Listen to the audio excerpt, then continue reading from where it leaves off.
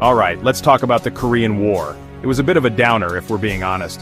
1950 to 1953, millions of lives lost. And for what?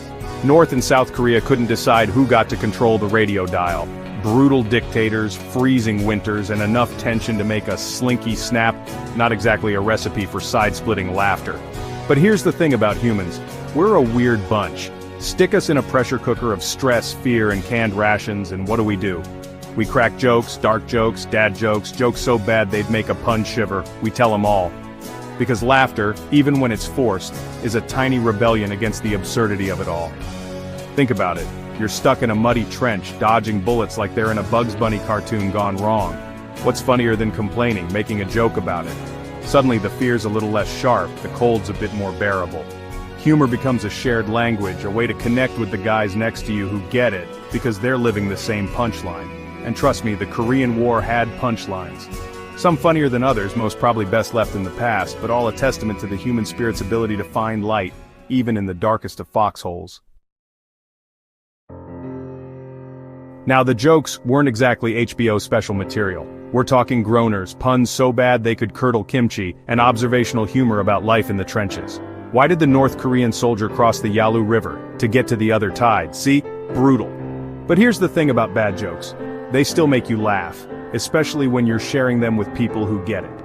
Soldiers would trade jokes like they were baseball cards, each one a little reminder that, hey, at least we're not alone in thinking this whole war thing is a bit ridiculous.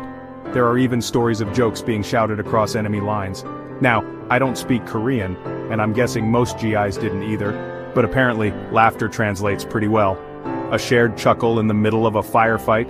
That's humanity peeking through the trenches. A reminder that even in the midst of conflict, we're all just humans looking for a reason to smile. Of course, the jokes weren't always universal. Different sides, different experiences, different punchlines.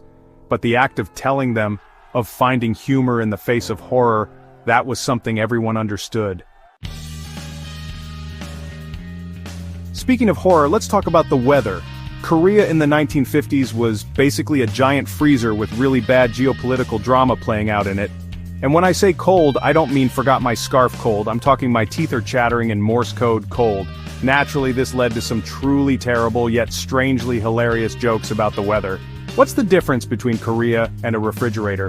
Eventually the refrigerator defrosts. Get it? Because it's cold. I'll admit it doesn't hold up well on paper, but trust me, after weeks of sub-zero temperatures, that's comedy gold. The point is, humor became a way to cope with the unbearable. It was a defense mechanism. A way to take back a little bit of control in a situation where they had very little. By joking about the cold, the fear, the boredom, they were refusing to let it break them. They were laughing in the face of frostbite, and honestly, that takes guts. Section 4. The lighter side of war. Because sometimes you just gotta laugh. But it wasn't all dark humor and weather-related puns. Sometimes the jokes were just about finding absurdity in the everyday. Like the one about the soldier who wrote home saying, "Dear Mom, send cookies, but pack them tight. Last time all I got was crumbs." Or the classic about the new recruit who asks his sergeant, "What do you do when you find a grenade that's not working?" The sergeant replies, "You take it to the supply sergeant and say, 'Look, this one's dead.'"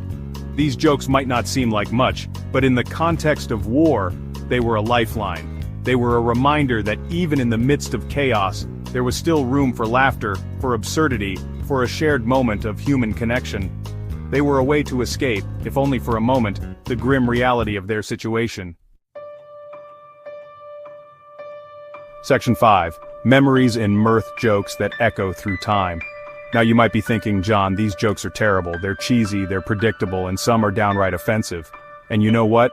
You're not wrong. But that's not really the point, is it? The point is that these jokes, as bad as they might be, were a vital part of the Korean War experience for many soldiers. They were a way to cope, to bond, to find a little bit of light in a very dark time. They were passed down from soldier to soldier, from foxhole to foxhole, each chuckle a tiny act of defiance against the horrors of war.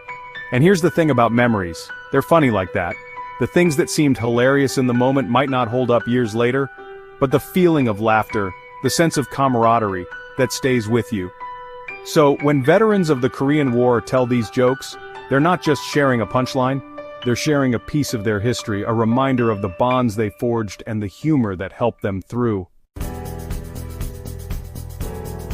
Section 6. Beyond the battlefield, the power of humor in healing. But the impact of these jokes goes beyond nostalgia. Humor has a remarkable ability to heal. It can help us process trauma, find perspective, and connect with others who understand what we've been through. For veterans returning from war, laughter can be an essential part of the healing process. Think about it. When you laugh, you release endorphins. Endorphins make you happy. Happy people are less likely to want to wage war on neighboring countries over thermostat disagreements. Okay, maybe it's not that simple, but you get the idea. Humor can help bridge the gap between the horrors of war and the normalcy of civilian life. It can help veterans communicate their experiences, connect with others who understand, and find a sense of community. It can be a powerful tool for healing, both individually and collectively. Section 7. Laughing through the legacy. How Korean War jokes still tickle our funny bones. So the next time you hear a bad Korean War joke, don't just roll your eyes. Take a moment to appreciate the history behind it, the resilience it represents, and the power of humor to help us through even the toughest of times. Because